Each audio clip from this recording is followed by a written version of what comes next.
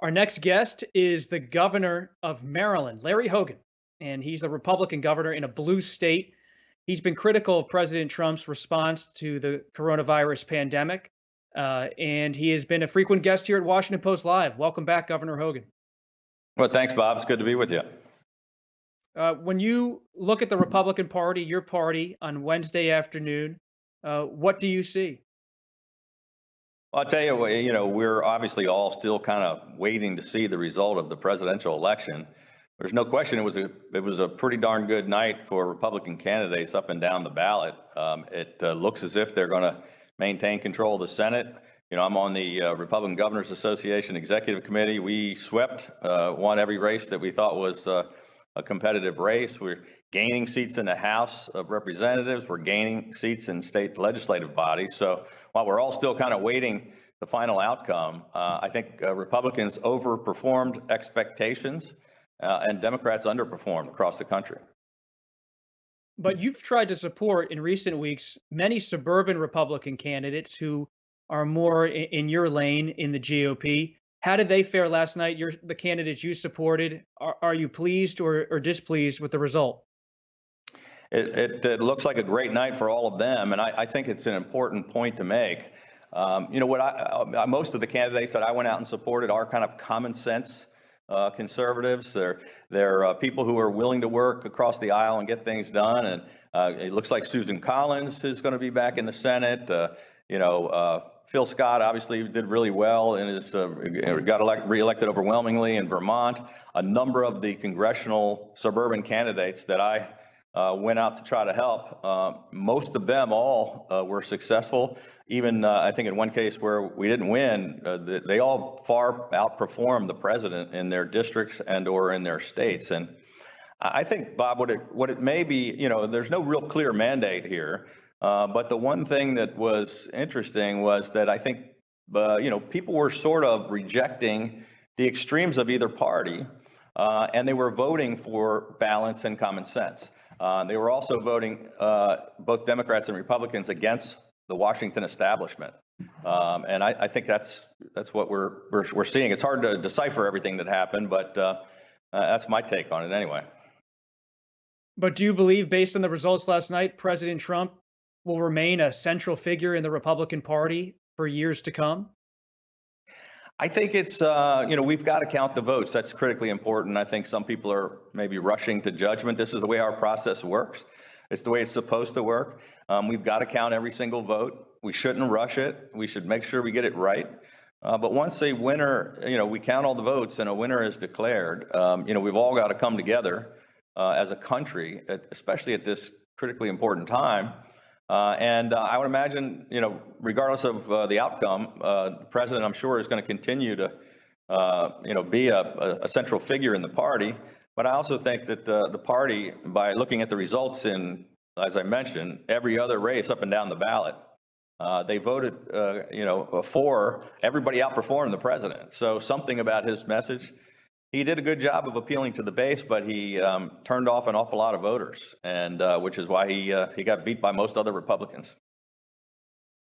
Talking to my Republican sources last night about this upcoming interview with you, they all wanted to know what you thought of President Trump's speech early Wednesday morning, where he declared victory, where he claimed the election was being stolen from him.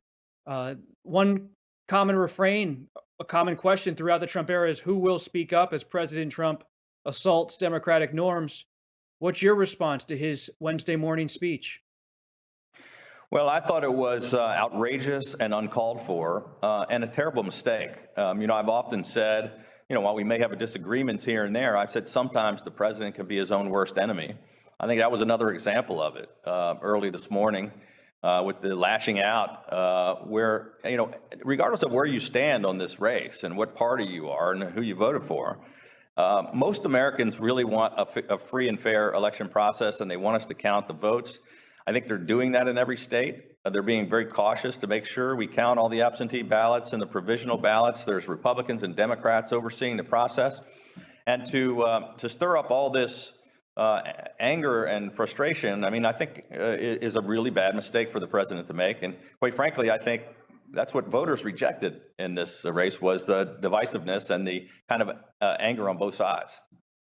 Why are many other Republicans quiet?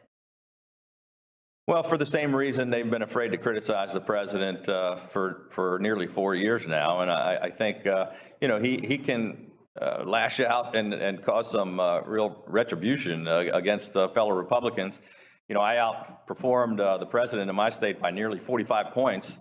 He lost the state by right around 30 points last night, so I'm maybe not as afraid of speaking up as some others might be. If Vice President Biden wins the White House, should a stimulus package be his first priority? And what are you willing to give in a bipartisan way in that discussion? Well, I think it's critically important that it's absolutely what they need to do right away. I've been saying this, I was chairing the Governors Association. We've been pushing for this fourth stimulus package. It's critically important to our small businesses, to our struggling families, and to our state and local governments. If we're going to have an economic recovery, Congress is going to have to put aside the politics. The election's over with. Let's come together and get this done for the American people. I was pleased to see Leader McConnell came out and said that today. And, I'm calling on my Democratic colleagues in the House, everybody on both sides, to let's find a compromise and get it done. There are great proposals in Congress. The Problem Solvers Caucus has been pushing with Democrats and Republicans in agreement. And we got to get the leadership back to the table. We have to get this done as soon as possible. You recorded an ad for the Problem Solvers, the centrist group that was aired in the last 24 hours. Do you worry about the fragility of American democracy at this time? I am a little worried about it, and it's why Joe Manchin and I did this ad for No Labels, who is running the ad across the country, just calling for calm and reminding people that this is a democratic process that has worked for 200 years. We've got to fairly count, everybody gets to vote. We count the votes, and then we make sure we counted every one of them, and we arrived at a winner, and then we all try to support whoever the president is. And that's what I'm hoping that most people in America will do. I'll again go back to, while there's a lot of anger and divisiveness, I still believe, and it's been my core message, that an overwhelming majority of the people in America really want us to just come together and fix the problems and not have such anger and division. But the question is, Governor, how do you fix the problems? What's the solution being offered? For example, on the pandemic, when you talk about the surprising Republican returns last night, I wonder, as a reporter, did we not see it all emerging because we didn't detect all the anger out there about different restrictions and guidelines on the pandemic? And you've been on the forefront of the pandemic in Maryland.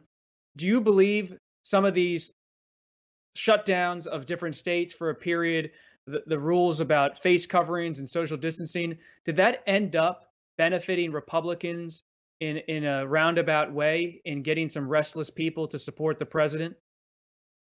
Yeah, I don't really think so, Bob. I mean, it's certainly possible. We'll have to analyze all the returns once they come in. But I think the people that were frustrated about shutdowns and wearing masks were already pretty motivated to vote for the president and against the Democrats. But what I think we saw was also a rejection of the far left policies of the Democratic Party, because while it looks as if Joe Biden may have been narrowly elected, they did reject the kind of liberal policies in Washington by electing a bunch of common sense conservative Republicans to the House, the Senate, to governors' mansions, and the state legislature. So I think both parties made a mistake in moving too far to the left or too far to the right and playing to the base.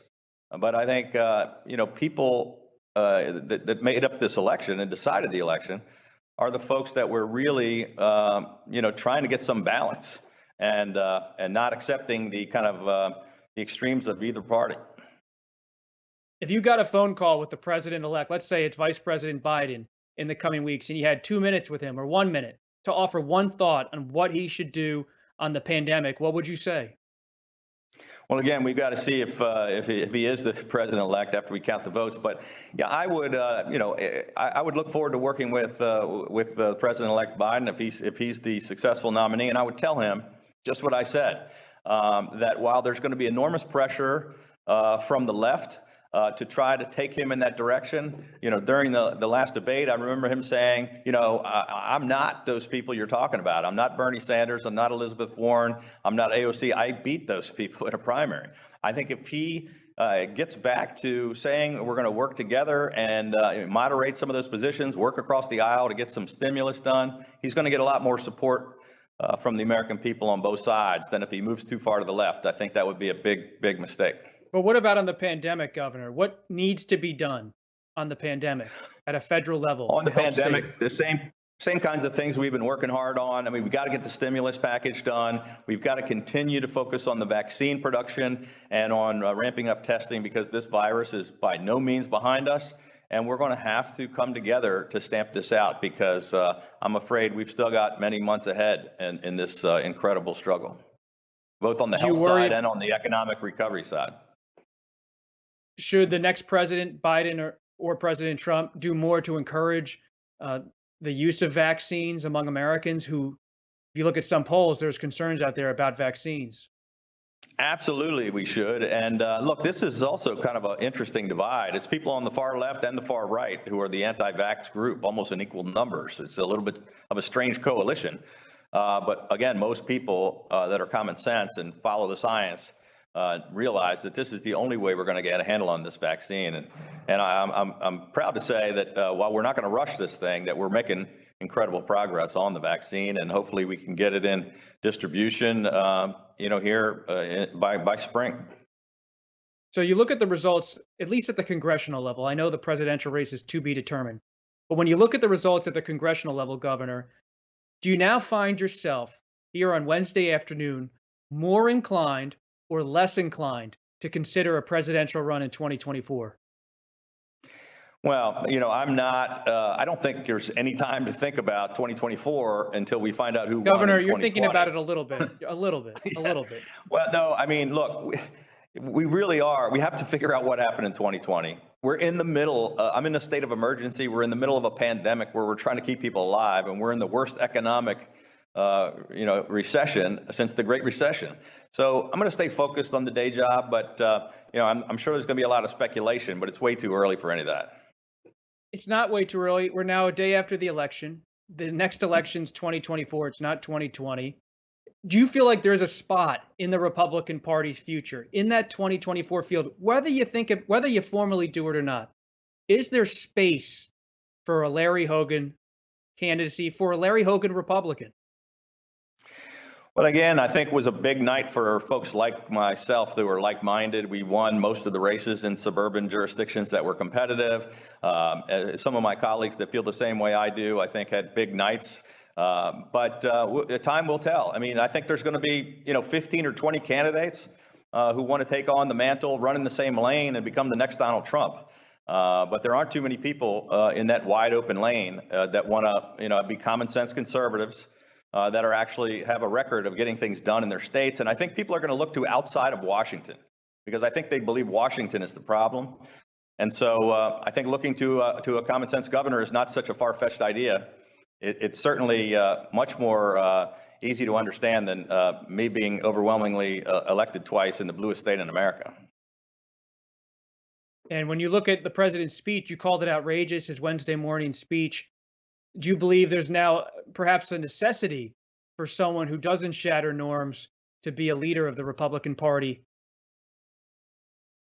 Well, I think that's a great question, and I should go back and ponder after this interview, Bob, because you got me on that one. I think we do. I think we need not just a leader, but I think we need a number of people to stand up. I'm disappointed more Republicans haven't spoken out. I think they will continue to after this election's over with. People will feel more free coming out and say what they think, and we're going to have a great debate about the future of our party. I think the other party is going to have the same debate about where they head in the future, and I think it's all helpful and healthy for our American system. That's what the two-party system is all about. I'm a big believer in a big tent. I did here in Maryland, and a number of the candidates I supported won suburban women. We appealed to minority voters. We got crossover votes from independents and Democrats, and that's what it takes to be a successful party. That's not what the president did, where he lost pretty badly in some of those areas. Final question, Governor Hogan. We spoke a few weeks ago by phone for a post-print story. You said you were going to write in, you already did write in a mail-in vote, President Reagan, the late President Reagan, as your vote in 2020, not voting for President Trump, instead voting for the late President Ronald Reagan. You've been criticized since that story was published by Republicans and Democrats for not supporting Biden or President Trump, Vice President Biden or President Trump. Looking back on that decision and the results last night, any regrets? None at all. I'm very comfortable with my decision. Look, everybody gets to make up their own decision about who to vote for. We have a write-in option on the ballot for a reason. Millions of people took the very same position of voting for someone other than the two top candidates. We had a number of third-party candidates. And look, there were dozens and dozens of Republican elected officials and former elected officials who either did not fill in the blanks, didn't vote for either one of the candidates, or some who crossed over and voted for Joe Biden. But it was a symbolic vote. Obviously, the president lost my state by 30 points, but it was sending a message I wanted to send, which is about common sense conservatism, working across the aisle, and the kind of party that I'd like to see us be, a more Reagan-esque big tent party. Governor Hogan, thanks very much for your time this afternoon. Appreciate you stopping by. Thanks a lot, Bob. We'll see you soon.